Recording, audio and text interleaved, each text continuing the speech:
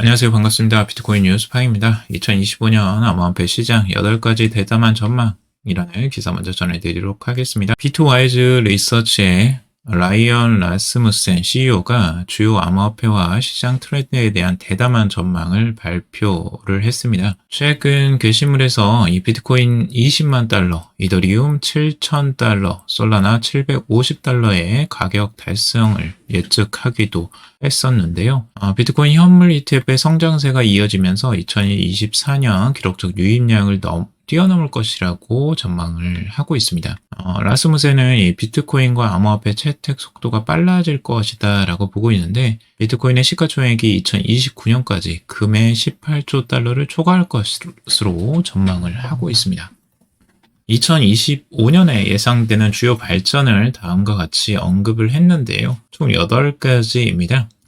우선 첫 번째, 비트코인과 이더리움 ETF가 기록적인 자금 유입을 이끌어낼 것이다 라고 보고 있습니다. 아무래도 기관 자금들이 추가로 투입되면서 ETF로 많이 몰릴 것으로 예상을 하고 있는 거고, 코인베이스의 주가가 700달러를 돌파할 것이다 라고 보고 있습니다. 그리고 최소 5개의 암호화폐 유니콘 기업이 상장을 할 것으로 보고 있고, AI 기반 밈코인의 부상과 새로운 열풍, 이것도 주요적으로 봐야 되겠죠. AI 기반 밈코인, AI 관련된 코인들이 대부분은 이제 관심을 많이 받을 것으로 전망을 하고 있습니다. 그래서 관련된 것들 관심 있게 보시면 좋을 것 같고, 비트코인을 준비금으로 보유한 국가수가 2배로 증가할 것으로 보고 있습니다. 그리고 미국 연금 플랜을 통해 암호화폐에 수십억 달러가 유입될 것으로 보여지고 있고요.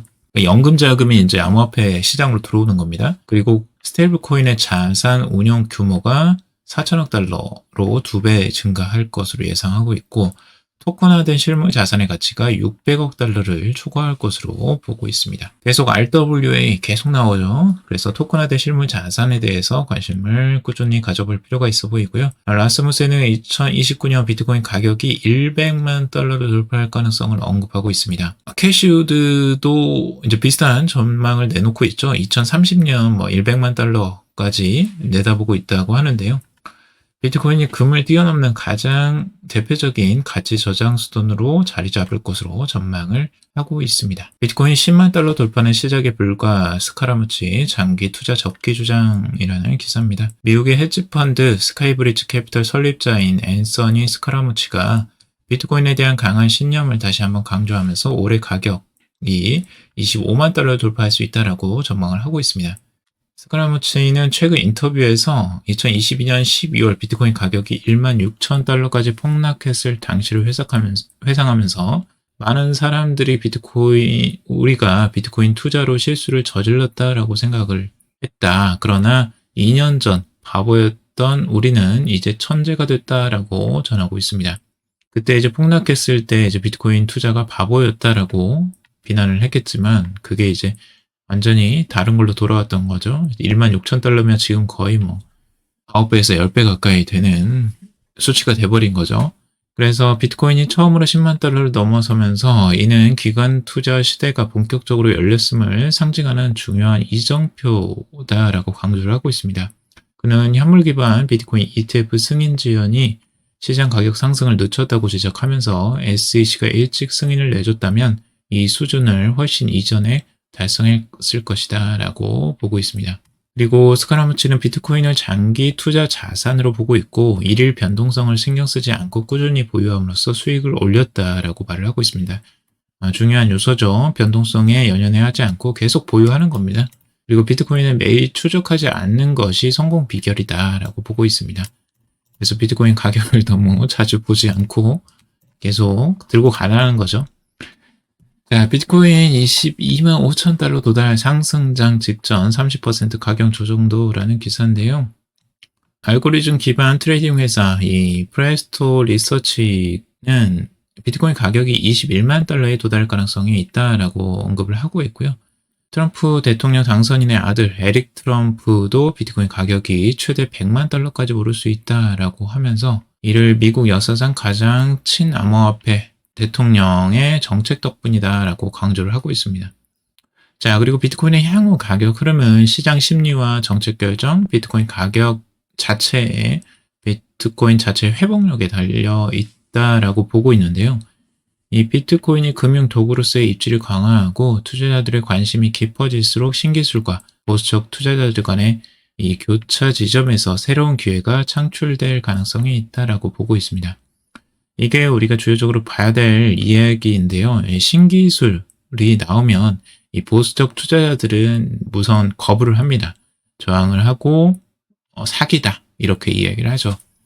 하지만 이것들이 이제 차츰차츰 받아들여지면서 신기술은 조금씩 도입이 되기 시작하고요. 확장을 해 나갑니다. 보수적 투자자들도 조금씩 마음의 문을 열기 시작하고 이게 뭔가라고 이제 살펴보기 시작하고 조금씩 투자금을 늘려가는 시기로 가는 거죠. 자, 이런 부분에 보통은 이제 기회가 있다라고 하는 거고요.